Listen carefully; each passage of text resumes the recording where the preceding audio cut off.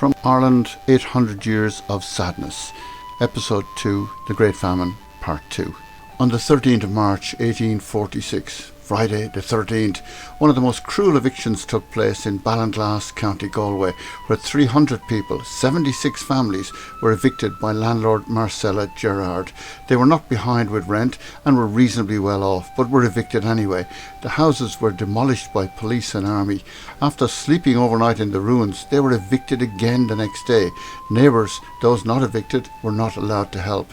This was publicised widely, and Lord Londonderry in the House of Lords on the 30th of March said, "I am deeply grieved, but there is no doubt concerning the truth of the evictions at Ballinglass. 76 families, comprising 300 individuals, had not only been turned out of their houses, but had even the unfortunate wretches been mercilessly driven from the ditches to which they had taken themselves for shelter. These unfortunate people had their rents actually ready. The eviction order stood, and the land became a grazing area for cattle." On the 23rd of March 1846 in the House of Lords, Lord Brougham said, "Property would be valueless and capital would no longer be invested in cultivation of the land if it were not acknowledged that it was the landlord's undoubted and most sacred right to deal with his property as he wished." When tenants were evicted in the middle of winter and died of exposure, Sir George Grey, the Home Secretary, defended the landlord's actions. In 1847, the plague arrived, caused by starvation, the large number of people in the workhouses and doing public work, and by the large number of unburied bodies. The plague was virulent, a sure sign being when people lay face down on the ground. When starvation killed one or two, the fever killed the rest of the family. Apathy hung over the poor. Hunger made them indifferent, with no fear. Death was everywhere. Rats devoured corpses. Farmers in desperation sprinkled their potato crop with holy water. With no food or bedding, whole families died one by one. Those who could manage to leave their hovels spread the plague wherever they went. Cholera, dysentery, typhus and tuberculosis raged through the country. Horses carted dead bodies to mass graves. All this while food under armed guard was taken out of the country.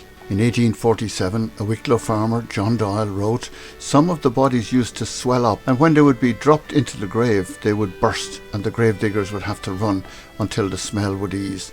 Often they would get the disease." During the Great Famine, exports to England increased. Livestock, salmon, herring, oysters, honey, butter, onions, peas, beans, rabbits, alcohol, etc. The prisons became a refuge. Initially only small crimes were committed, with an epidemic of glass breaking. Later, as things got worse, more serious crimes became frequent. Fortune shone on those who were transported. Botany Bay, outside Sydney in Australia, became a paradise with plenty of food, but the prisons harboured disease, a death sentence to many. The great number of deaths brought about the trap coffin, made with a hinged bottom and strong enough to be used hundreds of times. The body was placed in the coffin, brought to the grave, the bottom unhinged, and the body fell into the grave. The coffin was taken back to the workhouse to repeat the process. In many areas, bodies were simply thrown into holes in the ground. In numerous cases, family members brought bodies to cemeteries in secret, mostly at night, to hide their shame at being unable to provide for the family in life or in death. Asenath Nicholson, a schoolteacher and reformer who came to Ireland from New York, wrote, "Living skeletons buried themselves by lying down in the corners of graveyards, their sole wish to be buried within consecrated ground." Local relief committees set up soup kitchens subsidised by the government. Too little and way too late. Some of the soup was so watery that it caused ailments such as diarrhoea. By October 1847, all government soup kitchens were closed. English proselytizing societies preyed on the people and tried to convert them to Protestantism. The country became infested with these missionaries, male and female, offering food and shelter to the poor if they would convert. The Catholic priests warned the people, and the vast majority resisted, preferring death. Some accepted and became Protestant, some became Protestant and changed back later.